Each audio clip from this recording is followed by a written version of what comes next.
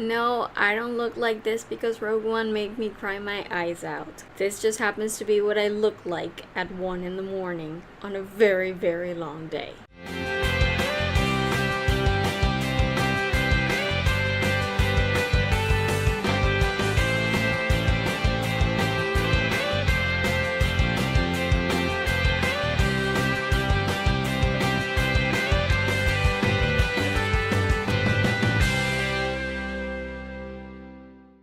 Hey everybody, this is Carla, and what can I say? If I look like the living dead, it's because the holiday seasons are approaching, and in between that and all that it entails, and the cleaning and the decorating and the dealing with grandma as she's still in the hospital, on top of everything that's been happening over the past few days all over the world, just fraying my nerves. I can't even put into words how crazy the world has been the last 2 days, and it's terrifying. So between all of that, I only got a chance to actually record this episode today. It's a Tuesday night at like 1 in the morning. It's the only actual time I've had between everything that I had to do, freaking out about all my friends who are in Berlin, and after that happened, just spending all my time looking toward the internet in relief and reading all the Stranger Things fan fiction I can come across because it makes me feel happy. It makes me feel better about the world in general. So that's pretty much what I've been doing, and because of that, I didn't give me time to record, and I ended up recording on Tuesday at 1 in the morning. So if this video looks a little strange, if the lighting is weird, it's because it's really late right now. If I'm not at my happiest, it's because it's just been a really crappy week, so let's just put it that way. I did, however, get the chance to go watch Star Wars Rogue One on Sunday, which was awesome. It's not like we have a huge market for movies down here, but you can usually tell if you go to the movie theater at 11:45 in the morning and your theater screening is actually full. That's not something that happens with every movie, and that was the way it was with Star Wars Rogue One. So as soon as the movie started, I knew that it was going to be a hit, just from the way the theater was so full at 11 in the morning on a Sunday. So I guess I'm just gonna review this movie straight up, but I just want to start by saying there will be spoilers, of course, as always. Danger, Will Robinson! Danger! No, Will Robinson! Danger! And I just want to mention right off the top that I love this movie. I walked out of the theater and just grabbed my phone and started posting on social media, like every social media I have. If you're following me on Twitter or Tumblr, believe me, you will have seen my reaction, and I was so blown away by this movie. It was so great that I felt I had to share it with people. You know, I had to just tell people how excited I was for it. I really, really love this movie. It's not a perfect movie by any means, of course. There are things that gave me pause, but overall, I walked out of there feeling like this would be one for history, in the sense that, oh my god, this is the Star Wars movie that I've been waiting for since I first watched the Star Wars original trilogy. It's like ridiculous how good this movie was. So just keep that in mind as I go down my list for the review, because I can sound quite nitpicky when I review movies and books and the like, but what matters to me is just the feeling I got when I was watching the movie and when I walked out of the theater. And for me, Rogue One was splendid. It was amazing. I was entertained like I haven't been in a really long time. It's really one that's gonna stick in my mind. I walked out of the theater just saying, oh my god, I need to watch this thing again. And then I got home and I'm like, well, Mom, I'm totally buying Rogue One DVD when it comes out, so you'll have to watch it with me, because I didn't take my mom to go with me, even though we took her to The Force Awakens with us last year, but I didn't take her this year because I knew it wasn't a direct sequel and I didn't want to confuse her. It's a little bit difficult for her to follow everything because she's not as plugged into the web as me and my brother are.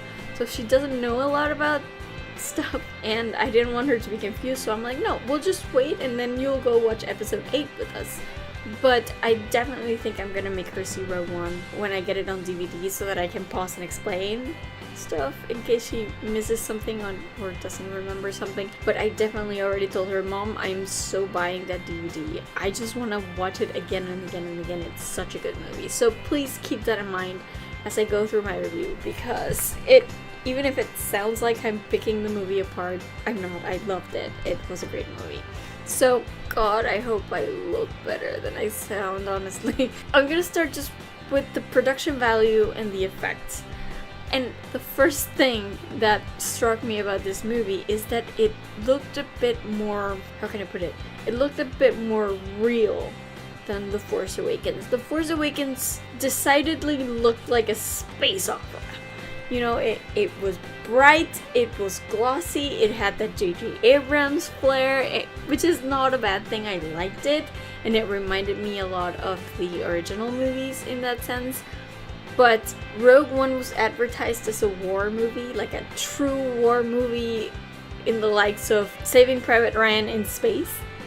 So I wanted to see it be gritty. I didn't want lightsabers and, of course there had to be some of that, but I didn't want it to be all about lightsabers and crazy jumpy fights and mystical powers.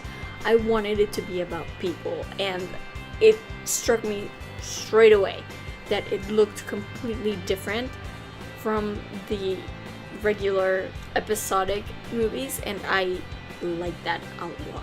I think the biggest complaint people have as far as this movie goes and the effects is, of course, the obvious, you know, the whole Tarkin and Leia de-aging technology thing that they did. Honestly, I didn't mind as much. It didn't freak me out. It looked not real, obviously. It definitely did stand out, but I didn't get as freaked out as I would have by other things. I mean, like when I saw it in Tron the first time, I remember Tron Legacy, it was really stark because it just didn't look human anymore. Not in the sense that he was CGI, but just in the sense that he looked like a thing. Tarkin and Leia in this movie looked CGI'd. They didn't look scary, if you know what I mean. It wasn't so much the uncanny valley, it was just standout CGI. Like when you have bad CGI in a movie, like a bad monster or something like that, that's the way it looked like. But it wasn't scary, it wasn't necessarily off-putting, it was just like, okay, they can do this better. So I wasn't bothered by it. My brother kept mentioning every single time he came on screen that he looked really CGI, but it's a matter of taste, I guess.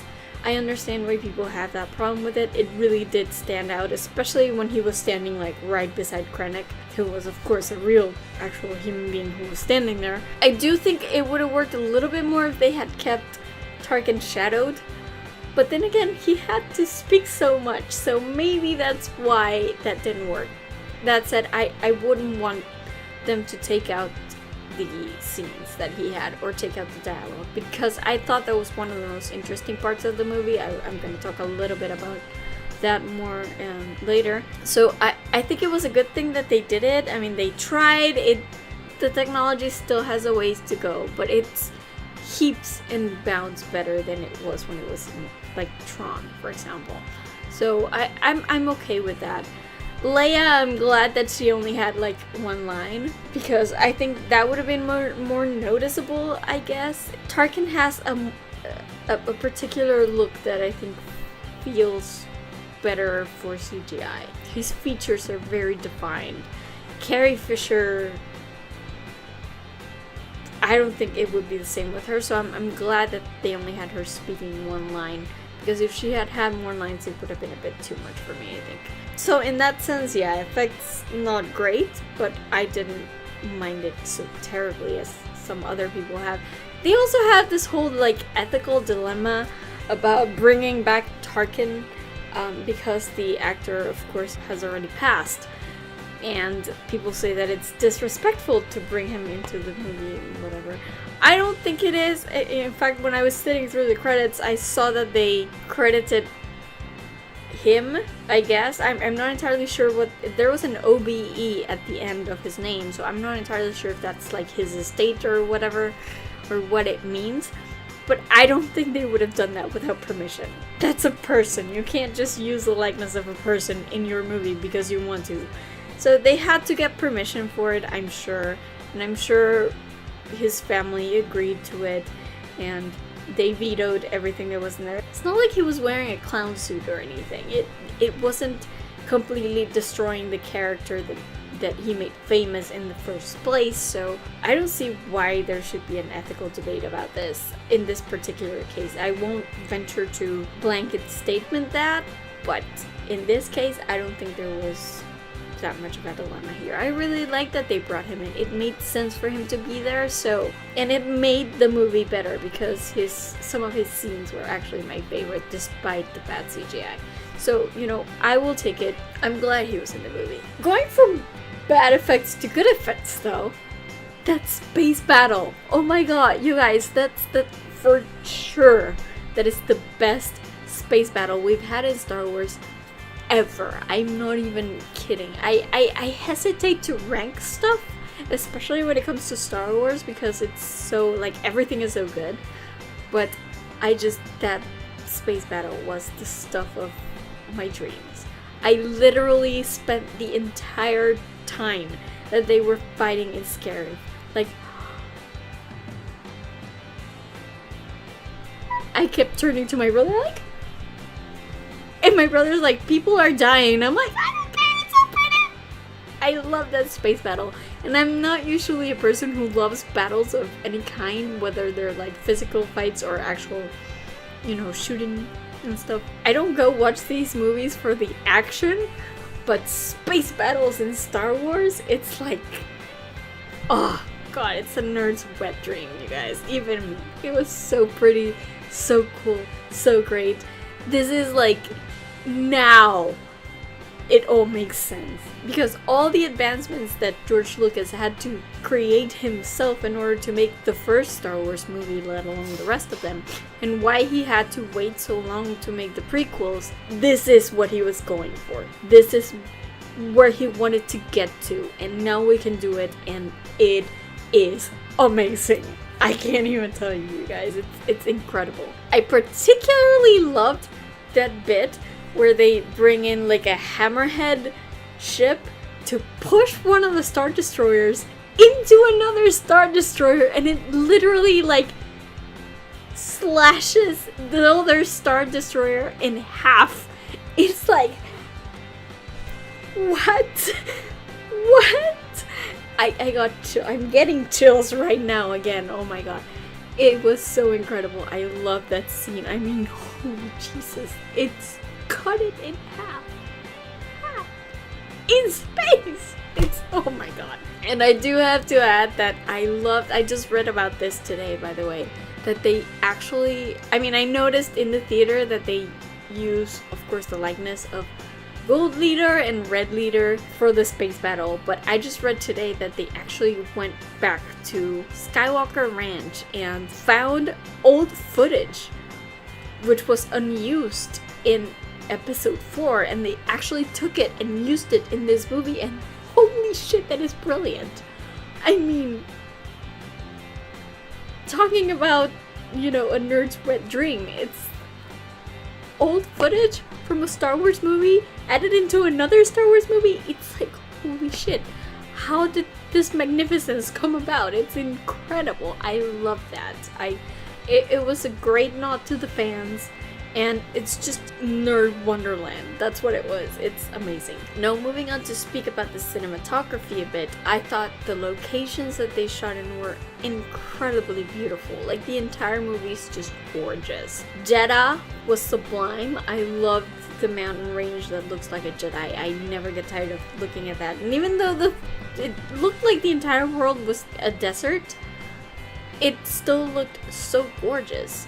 It reminded me a bit of The Force Awakens in Jakku. They do these desert scenes so well, and it's incredible. I couldn't lived without Edu because it was really dark and it was raining the entire time, and it's like,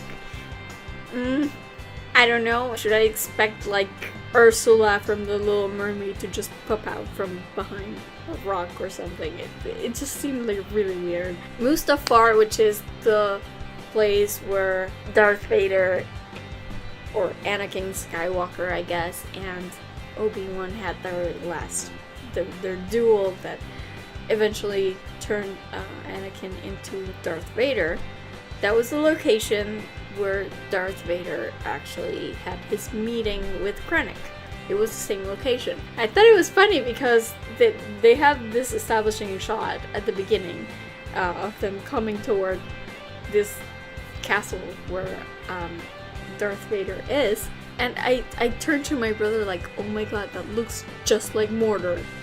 It's insane. It really looked like something out of the Lord of the Rings, and it made me laugh, and it really shouldn't have, so yeah, I'm not sure about that one. Scarif though, Scarif was so gorgeous. I love the way the tower was placed, like in the middle of the beach, and they had like little patches of beach around it.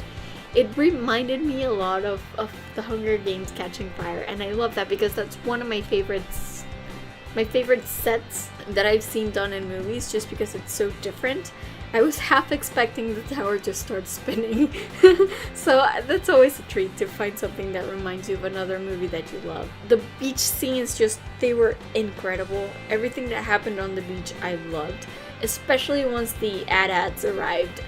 I thought that was great. The way they were filmed was amazing, and just the perspective of having a human trying to shoot an AT-AT, which is like huge. I really, really loved that. I was looking forward to it from the trailer, and it delivered very well. My brother was a little bit upset that the Death Star never actually destroyed a full planet. It seemed a bit like they were making it less scary than it was in episode 4, but I understand why they did it that way, because it's not supposed to take away from the fact that the first planet they destroyed with the Death Star is Alderaan. The 2 times that they used it in this movie, they were just really for practice. They were testing it out. So I understand why the whole planet didn't get destroyed, but I guess, I don't know, my brother found it a little annoying. I just wanted to report that. Can we talk about the Vader scene though? Because guys, that Vader scene though, I think that's probably like my favorite scene of anything Star Wars ever. Probably. I kind of knew that this movie was going to end relatively close to the beginning of A New Hope, but just to see Vader actually, God, oh my god, the guys are like really hurrying about because they know that they're being chased, and then all of a sudden they turn towards the door, and in comes the breathing, and I literally like curl up in my chair and start going, oh fuck, oh fuck, oh fuck, oh fuck. And I like hide to the side just because I knew that this was going to be such a massacre. And then the red lightsaber lights up, and I'm just like, oh fuck, oh fuck, oh fuck, oh fuck.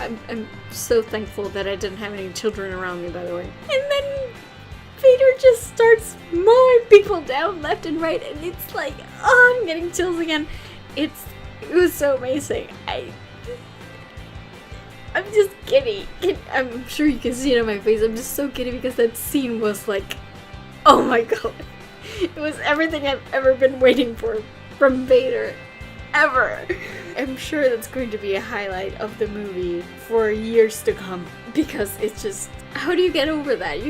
I can never get over that. It's like the best scene ever. Oh my god. Now, talking a little bit about the pace of the movie, I like the beginning of it, like how the team just came together, because I was expecting this movie to be about this ragtag group of rebels that just somehow ended up doing the one thing that was needed to save the universe from the Empire. I like those types of stories. I was expecting that type of story, and I think the beginning delivered in how they all just came together so randomly. Then in the middle, it got a bit slow, I admit, especially the parts in Iru. I didn't care for the Iru bits. I didn't care enough for Galen Erso to like really feel anything at that point, and it just felt like it was getting dark. And again, they were doing that thing where, oh, we go here and then we go here and then we go here and there, and they were just going to so many places, and that immediately I just tune out. I hate it when they do that, I really do. So in the middle I was a little bit kind of bored, but then as soon as they get to Scarif, like the last hour of that movie is incredible. It's like, holy shit, what is this movie doing to me? My heart is going to explode. Seriously, it's one of the best second halves of a movie that I have seen in my entire life. It was like every second I was just on the edge of my seat. The space battle, the beach battle, everything was so intense and so perfect and so great, and all the feelings that you get, and the way that it ends, and the way that it eventually just locks into episode 4, and everything is so great. I just adore the ending of this movie. I adore the second half of this movie in its entirety. It was perfection. What I also want to talk about a bit is the plot lines, because this was a very self-contained movie and I loved that, but at the same time it linked into the continuity, which I thought was really smart. It was very well done. As far as plot lines go though, I think my favorite storyline in the movie was Cassian's. I think he had the best one, mainly because, I don't know, the other characters' motivations and goals weren't necessarily that well explained, but Cassian's, you could really see that he was just all for the rebellion. That was his motivation. He wanted the Empire to disappear. He wanted people to be free, and that's what he was doing, and he was going to do anything it took in order to get that to that point. So I think for me, his was the best storyline through the movie. I do like, however, like I said, this movie makes so many things about episode 4 make more sense. Like, my brother was in shock. He was like, oh my god, this fixes everything. And I was like, yep, it really does. It was really good at that, and now people can't make the joke about that exhaust vent anymore. Like, seriously. That thing has been a joke for over 40 years. No more. It all makes sense now. It was done beautifully. I could not be any happier about that. I also do like I was saying with Cassian, that it paints sort of the darker side of the rebellion, since we're not seeing it from the side of things in the Force anymore. It's not as black and white, because we're just seeing it from the point of view of regular people. It's not like, oh, you either have to be on the light side or on the dark side. Nope. Normal people are somewhere in the middle, and sometimes they do the right thing for the wrong reasons, and sometimes they do the wrong thing for the right reasons. And I like that this whole movie sort of existed in a gray area, but it was still incredibly optimistic, even though it had a downer ending, like a really bad downer ending. You still walked out of the theater feeling hope, and I think that's basically what the movie was aiming to do, because again, it ties in with episode 4, which is titled A New Hope. That was just what it was meant to teach you, that there are some causes that are worth sacrificing for and are worth, doing maybe questionable things for. But in the end, you only want to give people hope that things will get better. And that really resonated with me, especially during the times that we're living in right now. And I think that's sort of what George Lucas tried to do with the prequels, with all the politics stuff that was going on in the prequels. I think he was trying to make it seem like, hey, look, here's a gray area. It's not all black and white. The thing is, with the prequels, he tried, but he failed. And Rogue One didn't. Rogue One put that front and center, and I loved it. As far as the characters go, like I said, I don't feel that they were all developed enough, but still, it's kind of something I wasn't expecting. I went into this movie fairly convinced that everybody was going to die by the end.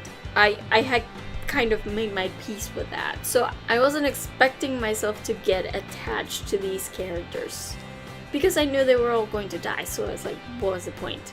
And then the movie happened, and I got attached to the characters. I mean, I love these characters so much, each and every one of them, even though I knew that they were going to die and I was never going to see them again.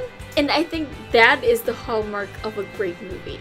If it makes you feel for the characters, even though you know that it's not going anywhere. And they're just kind of side characters, but you still love them so much in the end. I think that means that the movie's great. I do have to admit though, as a writer, I'm always inclined to give writers and creators props for going the bold way, the way that most people wouldn't dare go for fear of alienating their audience. So it makes me a little bit giddy that we finally have at least one movie in the Star Wars universe that is basically stuff blows up, everyone dies. People keep insisting that Star Wars is for children, but just for children, you said? Like, everybody died in this movie. You think that's for kids? It makes so much sense though. It paints things with a much more realistic brush, which I love. So, as a writer, I love it. As a creative person, I love it. It's not something that every movie can do, and I think they were very brave going there with this movie. As far as the acting and the characters, I thought everybody in this movie was really good as far as acting is concerned. I didn't have anybody that stood out to me necessarily, except for Diego Luna. Cassian, my love. I love him, I love him, I love him so much. And his character development through the movie was the best. I mean, Diego's acting just put it so clearly that I had no doubt that, you know, Cassian was really, he really believes in the mission, he really believes in the dream, but at the same time he doesn't like what he has to do. He has to kill people, but he doesn't feel happy about it. It eats at him, and you could see that from Diego's expression. He's such a good actor. He deserves more notoriety than he gets. For sure, absolutely. And I'm so glad that now he's finally had a platform so that more people know him, because he's such an excellent actor, and I loved him as Cassian. I loved Cassian in general. He was my favorite character out of the whole movie. Jin was okay. I liked her sass. I liked the fact that he was, you know, very kind of blasé about the whole rebellion thing, which is kind of very millennial of her. If that was a commentary on millennials, it really hit with me for some reason. The thing with Jin, and this is nothing against Felicity's acting talents per se, but more with the writing, it's just that there were parts where I felt that they didn't quite express well enough what it was that was going through Jin's mind at that point. You see her progression through the movie, but I don't necessarily see why she progressed, like what made her change her mind. It doesn't come across very well, and I think that's more on the writing, personally. I do have to say though that in defense of Felicity's talent though, the scene after she watches Galen's message, incredible. Top-notch acting. I can see why she was nominated. I mean, the theory of everything was amazing, and she was amazing in it. So again, she demonstrates, even in a Star Wars movie, even in a blockbuster popcorn film, she still demonstrates that she is a quality actress, and she was great in the role. K2SO is the actual best. I'm pretty sure every review is saying this, but I actually loved him, and his death, quote unquote death, I guess, his death was the one that hurt the most for me, by far. Well, you know, apart from Cassian's, like, death, but he got better after, so I guess it wasn't really a death. But K2SO's was definitely the one that I felt the hardest when he died. It was so great to see how he was changing, and when he turns and tells Jin that he can't quite predict what she's gonna do, like she manages to surprise him, and he is a robot with a computer brain that specializes in strategy, and she manages to dumbfound him every single time. I thought that was really, really well done. I also really loved Chirrut because, I mean, Damian, come on. I even had a soft spot for Bodhi, just because Riz Ahmed was just so earnest in the role that I couldn't help but love him. I really liked all of them. The entire gang was great. I also loved Ben Mendelsohn's Krennic. He was kind of a study in contradictions, but one that we see in politics a lot, and I felt that he was a very real character. I mean, he was capable of getting himself really far, but at the same time he was blinded by his own arrogance. And he was smarmy and brown-nosed, but and he really only cares about climbing up the ladder. And I love that he's so different from all the other Empire officials that we've seen in the past. They all seem to like buy their own bullshit, but Krennic never really seemed like he bought it. He just wanted to get to the top. That's all he cared about, and I appreciate how different he is from everybody else. Like I said at the top of the review, Krennic's scenes with both Tarkin and Vader were fantastic. Some of my favorite scenes in the movie. Despite the bad CGI and despite some cringy dialogue, I loved seeing them together. I think those scenes were some of the most interesting in the movie, because as much as the politics failed in the prequels, I thought the power play that they had, Krennic was really in it for himself, and yet Tarkin and Vader just so spectacularly took his ass down every single time. It was fantastic. And then, all the episode 4 cameos, like all of them. I love them. I love all of them. And it was just such a dream for a Star Wars fan. It really is one of those movies that is made for the fans by the fans, and I love that. I do have to admit though that the cameo by C-3PO and R2 kind of caught me by surprise. Like, it came on screen and I was like, oh. And then like, oh my god, that was 3PO and R2! I freaked out. My brother's like, you didn't see them? I'm like, it took me a second to process. It was so funny. As far as the shipping goes, all I'm gonna say is, I needed Cassian and Jyn to kiss at the end so badly. I was waiting for it. I was begging for it. But then the way things ended for them was actually kind of beautiful.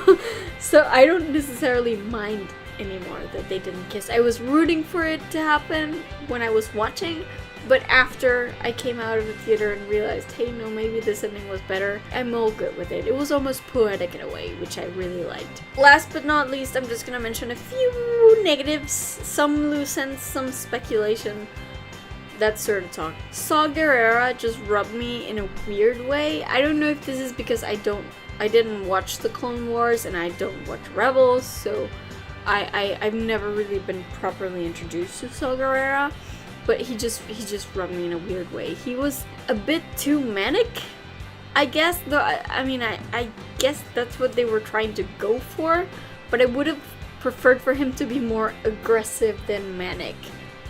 The way he was presented in the movie. It seemed like Forrest Whitaker just doing a funny character, and I don't think that's the way he should have come across. And I do have to add that as much as he tried to excuse himself, he was a fucking asshole to Jyn. His excuse was terrible. It doesn't work. He was trying to save his own skin rather than keeping her protected. I mean, what the hell would just dumping a kid who has been trained as a child soldier and probably been traumatized by seeing her mother die in front of her. What good does it do to her to just dump her?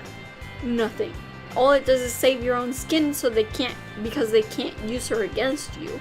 But that's selfish, and I didn't like it.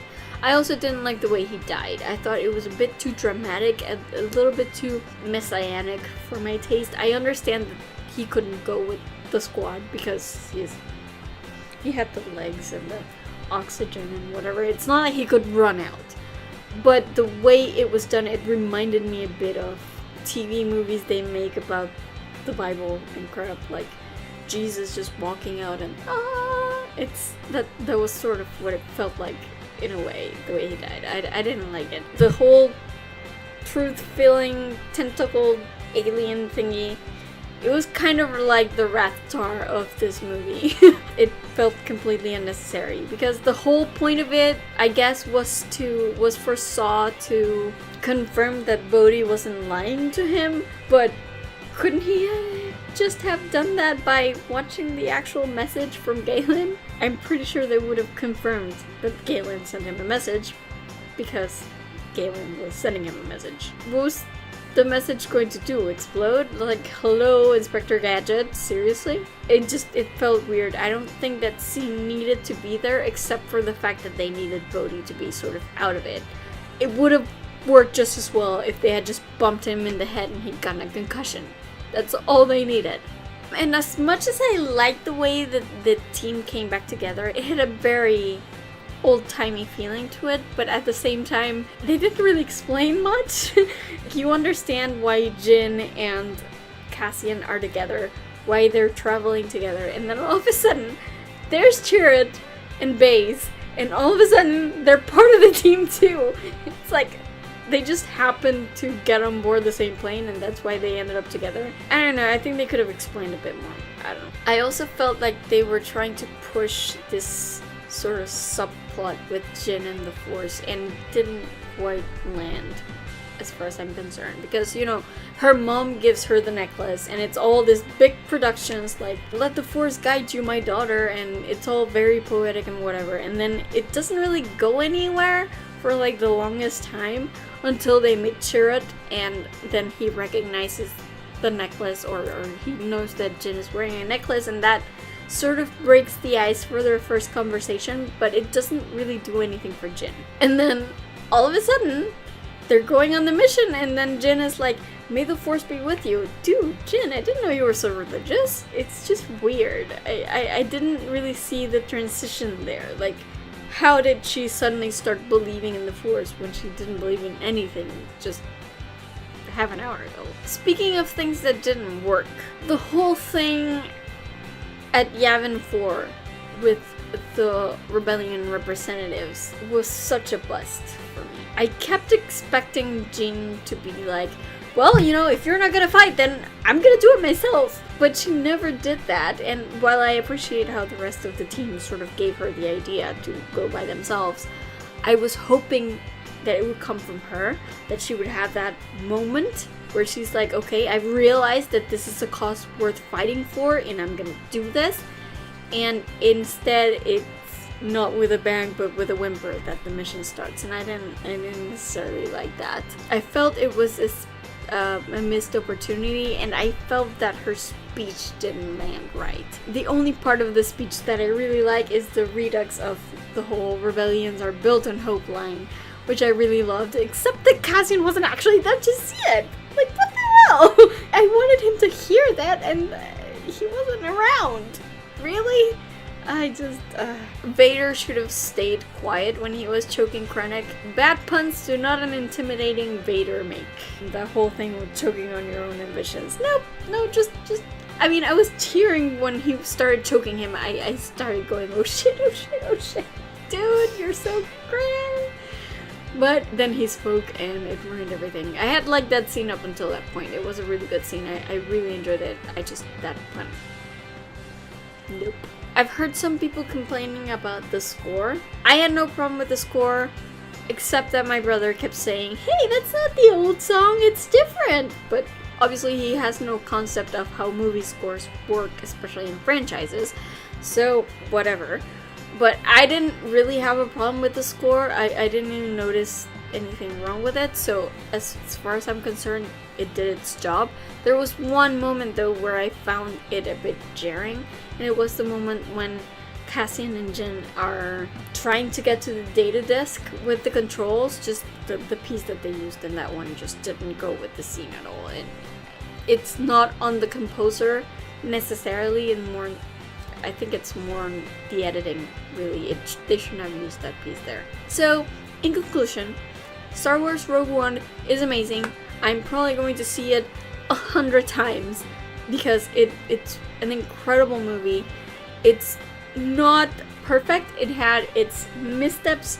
It had its things that didn't quite work, but overall, I walked out of the theater in such hype. You guys, I was so excited. It's weird that I walk out of the theater just kind of jumping out of my skin, but this one did it. I can't say that I automatically loved it as much as I loved, say, Empire Strikes Back or even A New Hope, Empire is always my top Star Wars movie of all time. A New Hope is my second one. I can't say that I love them more than those two, that I love this more than those two, but it might be up there with Jedi, I think. It's definitely just about as good as Jedi and Force Awakens, which are pretty even in my mind. So all I can say is, guys, if you haven't seen it, just what the hell are you doing here, first of all? And second of all, go see it, then go see it again and again and again, because it's an amazing movie. It will make you just insane. I get chills. I'm not even kidding. Chills. It's a fantastic movie. I want to see it over and over and over again. So, yep, that's about it for my review.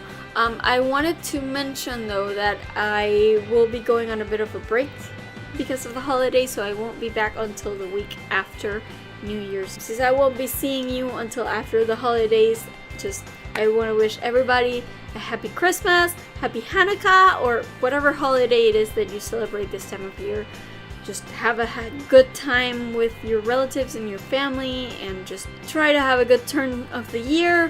Hopefully we will be able to leave behind the clusterfuck that was 2016, and 2017 will actually be much better. Fingers crossed. So yeah, just have very happy holidays and a happy new year, and I will see you back next year with more info. I still don't know what exactly that's gonna be, because obviously it's some time away. I haven't decided what my next video is gonna be about, but as always, feel free to suggest any topics that you want me to talk about, as long as it's anything nerdy, be it TV, books, movies, anything of that sort. If I know anything about it, I will add it to my list of videos to make in the future, so please do go into the comment section and let me know what you want me to talk about. In the meantime, you can find me on social media. I am on Twitter and Instagram at girlsareweird with underscores between the words, and on Tumblr at girlsareweird with hyphens between the words. If you're watching this video on Facebook, please make sure to stop by my YouTube channel every once in a while. It helps a lot. And while you're there, give me a thumbs up if you like this video. Subscribe to my channel if you like my stuff. There will be more to come in the future in the new year, so please make sure to do that. You can also visit my main webpage at FreakingNarnia.com. All my videos are there in case you want to catch up with all the stuff that I've done before. It's all in there. Please do remember that I have a Redbubble store now where I make art, typography art to be specific, with quotes from my favorite fandoms. So if you're into that kind of stuff and would like to buy merch, be it t-shirts, mugs, cups, computer covers, all that sort of stuff, if you're into that and want to buy something, please do stop by my Redbubble store. I actually have already a piece from a quote from Rogue One. The strongest stars have hearts of Kyber. I love that quote. So I made it into art, and you can buy it at my Redbubble store. The link is down below. Be sure to stop by and check it out. And that's about it for me today. I will now proceed to spend the rest of my holidays reading Stranger Things fanfiction, because I am a loser that way, and I will see you guys after the new year. Bye, and may the force be with you. The first thing... for over 30 years. 40 years? That's my stomach, sorry. Apparently I get hungry at 2 in the morning. If you're watching this video on Facebook, be a Redbubble star